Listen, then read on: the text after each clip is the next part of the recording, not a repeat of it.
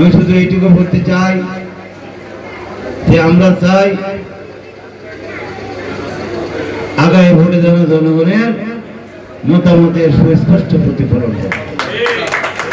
জনগণকে অন্ধকার রেখে তাকে বোকা বানিয়ে গুটি কয়েক লোকের নেতৃত্বে যেন ভোট হয়ে সে ভোটে যেন ফলাফলে যেন জনগণের প্রতিনিধি নির্বাচিত না হয়।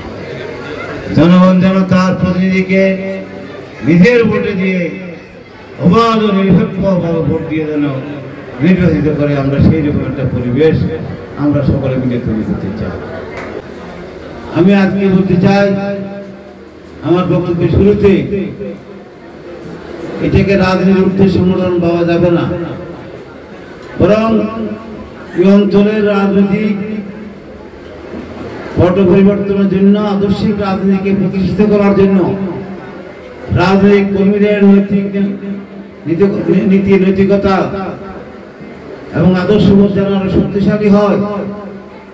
রাজনীতি মানে লুটপাট নয়, রাজনীতি মানে চাঁদাবাজি নয়, রাজনীতি মানে আলোচনার উপর ক্ষমতায় নয়, রাজনীতি মানে মানুষকে ভালোবাসা। সেই মানুষকে ভালোবাসার ভয় নিয়ে আমি মনে করি আগামী দিনে এই সংগঠনগুলো প্রতিষ্ঠিত দাঁড়িয়ে থাকবে।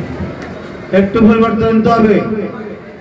আমরা যদি সুস্থ রাজনৈতিক চর্চা যদি স্কুলে না করি, কলেজে না করি, আমরা যদি বিভিন্ন প্রতিষ্ঠানে না করি, তাহলে সুস্থ রাজনীতি কিভাবে তৈরি হবে? তাহলে যে অসুস্থ রাজনীতির যাতা করে পড়ে আমাদেরকে আরো অনেক দিন কষ্ট করতে হবে।